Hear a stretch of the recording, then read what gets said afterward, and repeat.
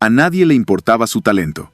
Lo que se comentaba en los camerinos, en las limusinas, en las habitaciones de hotel, era cuántos productores había conquistado, con qué actor se acostó esa semana, o quién la mantenía en cartelera sin que supiera actuar. Porque estas mujeres no llegaron por casting. Llegaron por cama, por escándalo, por saber usar el deseo como moneda. En el Hollywood clásico, ser promiscua era un secreto a gritos, y muchas lo convirtieron en su mejor papel. Este video no va de las divas que fingían pureza, va de las que rompieron las reglas acostándose con quienes las escribían. Las más provocadoras, las más censuradas, las más temidas por esposas de productores, y las más recordadas cuando se apagaban las luces. Las actrices más promiscuas sin filtro, sin disculpas del Hollywood dorado. Rubia angelical, sonrisa dulce, modales de iglesia. Una fachada perfecta para ocultar a una de las figuras más activas y selectivamente explosivas de la escena privada hollywoodense. Virginia entendió rápido que el sistema no premiaba a las buenas chicas, así que se convirtió en una actriz con doble guión, el que entregaba al director y el que improvisaba en fiestas privadas, camerinos cerrados y giras de prensa donde los periodistas salían más sudados que informados. Una vez, un técnico de iluminación dijo: Mayo tenía el poder de hacer que te olvidaras que estabas casado. En 3 frases. Su encanto no era agresivo, era embriagante. Parecía ingenua, pero sabía exactamente lo que pasaba detrás de cada puerta cerrada del estudio. Y muchas veces era ella quien la cerraba. No fue una estrella del montón. Fue una advertencia con tacones. Alta, mirada peligrosa, labios diseñados para decir no mientras hacía así.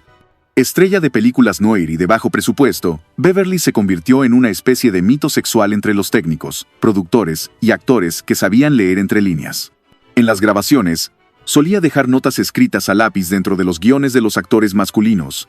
Algunas decían ensayo en mi camerino, sin ropa de personaje, otras, simplemente, 1 hora y una dirección. Su carrera nunca despegó del todo, pero los rumores sobre ella crecían como lianas en un set húmedo. Una actriz dijo una vez: Beverly no quería el Oscar, quería el estudio entero. Por la noche. La veías y parecía imposible. Belleza latina de telenovela, pero criada a cuchillo. Su acento era tan marcado como su intención. Llegar, comerse la cámara, y si el director también venía en el combo, bienvenido. En Hollywood, decían que era peligrosa porque no pedía permiso ni perdón. Un productor de Universal juraba que durante una semana de rodaje, Linda salía con el actor principal por el día, y con el jefe de vestuario por la noche. Y cuando alguien le insinuó que eso podría arruinar su reputación, contestó: ¿Cuál? ¿La que ustedes inventaron? Su cama no tenía banderas, su cuerpo era territorio neutral, y su ambición, imposible de domar. Tenía una belleza sucia, carnal, como si llevara el escándalo tatuado en la piel. Llegó a Hollywood como una promesa, pero en poco tiempo era más conocida por sus peleas por hombres casados que por sus películas.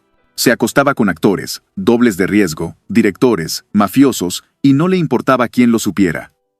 Su triángulo con Tom Neal y Franchot Tone terminó con uno hospitalizado y el otro preso. Ella seguía bebiendo, amando, destruyéndose.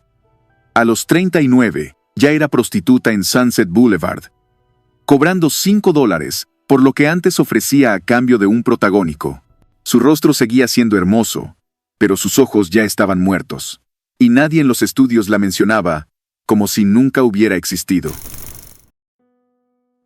Fue una de las actrices más deseadas de los años 40, con ese aire de santita caída que hacía temblar hasta al más recto. Pero Linda lo sabía, y lo usó. Desde adolescente, fue manipulada por un productor que luego se convirtió en su amante. Después, vinieron los directores, los compañeros de reparto, los jefes de estudio. Todos querían poseerla, pero era ella la que abría y cerraba la puerta. Su reputación creció más rápido que su filmografía. No podía evitarlo. El deseo la seguía, y ella, a veces, lo buscaba. Murió trágicamente en un incendio en casa de su exesposo. Muchos dijeron que fue un accidente. Otros, que el fuego solo hizo visible lo que ella venía cargando desde siempre. Antes de ser la madre vampira más famosa de la televisión, fue una bomba sexual de bajo perfil y alto voltaje. Llegó a Hollywood desde Canadá, con curvas de pin-up y una actitud de tú no mandas en mí que descolocaba a los ejecutivos. Se rumoreaba que había tenido affairs con actores casados, con músicos, e incluso con miembros del crimen organizado. Ella no confirmaba, ni negaba. Solo sonreía. Filmaba westerns durante el día y salía con mafiosos por la noche. Una vez dijo: «He sido muchas cosas, pero nunca aburrida». Cuando los Monsters la convirtieron en figura familiar, nadie se atrevió a recordar sus años salvajes. Pero los que estuvieron ahí sabían que Yvonne había tenido más amantes que líneas de diálogo. Sobrevivió a un campo de concentración. Esa era la primera frase en su biografía y la menos escandalosa. Porque después de escapar del horror, Ingrid Pitt se convirtió en la reina del deseo gótico británico.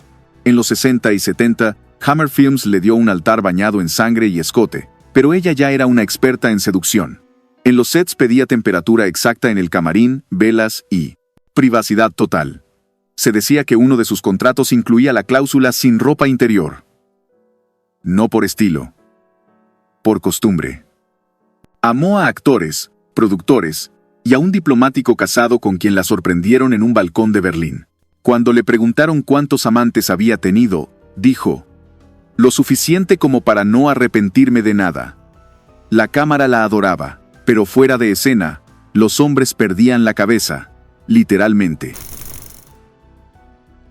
Tenía un acento francés que derretía micrófonos.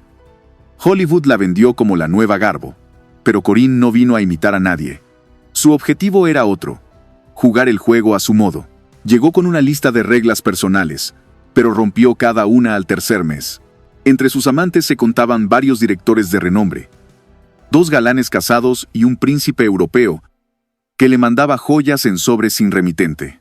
Un productor de la Paramount dijo que era imposible trabajar con ella sin enamorarse o arruinar tu matrimonio. Corinne coleccionaba corazones y contratos breves. Sabía que el deseo era efímero, así que lo exprimía con elegancia y crueldad.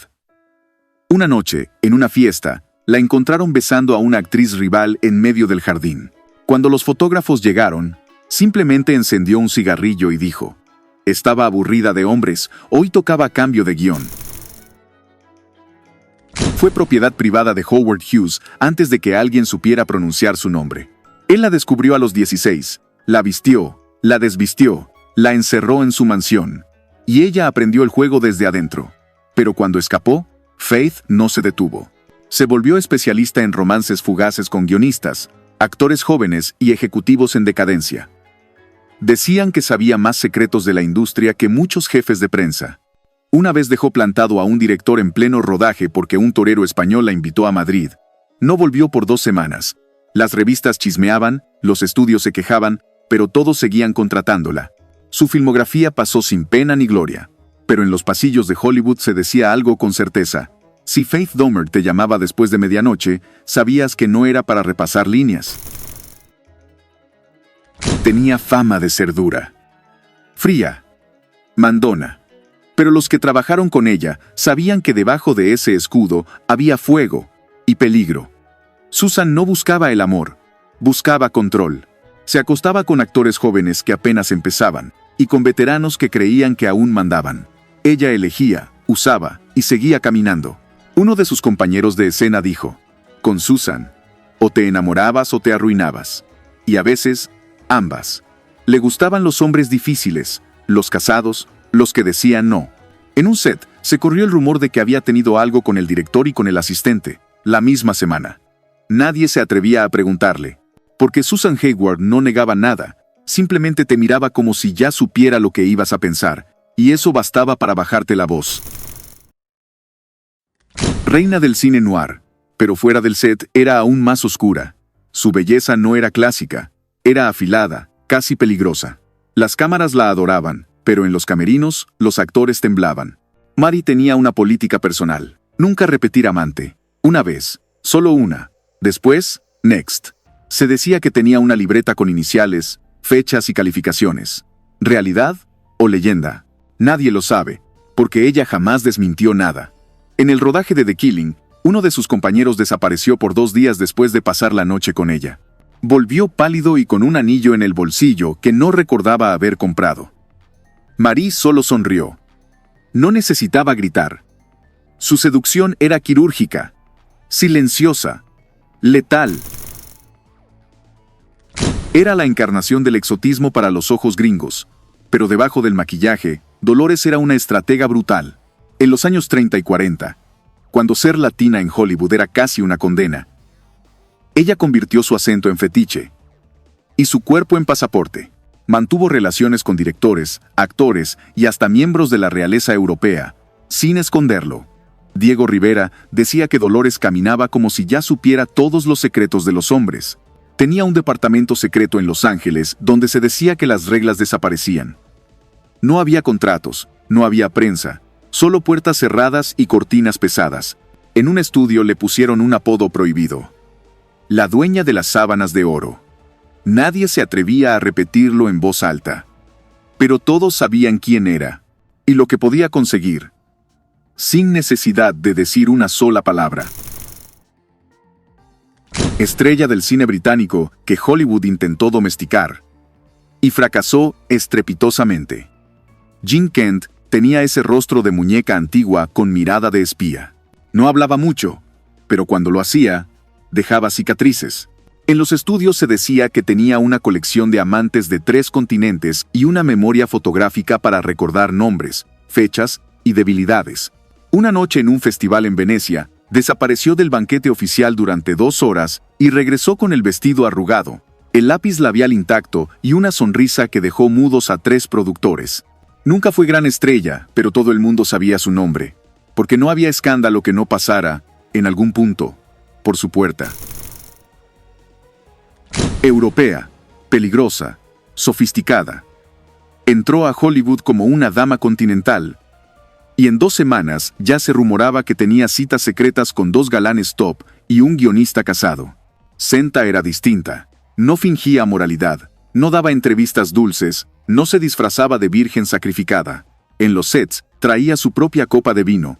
En los hoteles, su propia lista de preferencias y a veces de hombres. Se decía que su contrato para una película incluía cláusulas especiales sobre con quién no debía compartir escenas, por razones que el estudio jamás explicó. Cuando le preguntaron por qué había dejado de trabajar en Estados Unidos, respondió: me cansé de fingir que no sabía lo que quería. Y allá les asusta una mujer que decide. No actuaba, devoraba escenas. Italiana por adopción, sueca de nacimiento y salvaje por vocación. Desde que apareció en La Dolce Vita, el mundo entendió que había entrado una nueva especie de actriz. No la deseabas, te rendías. En Hollywood, su fama era de tormenta con piernas largas, amantes por decenas, incluidos 2 senadores, un cantante y un actor, que terminó hospitalizado con agotamiento tras una semana con ella en Roma. Cuando los periodistas le preguntaban si los rumores eran ciertos, contestaba: ¿cuáles? ¿Los aburridos o los interesantes? Una vez, fue vista entrando a una entrega de premios con un vestido sin ropa interior y saliendo con un premio que no le habían dado en la gala. Nadie preguntó. Nadie se atrevió.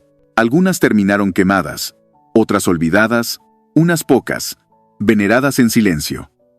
Pero todas supieron usar su cuerpo, su deseo y su presencia, como armas de poder en un mundo que las quería sumisas. Y eso es lo que más les molestaba, que no se disculparan. Quizás hoy las llamarían promotoras de libertad sexual. O tal vez, simplemente, mujeres peligrosas.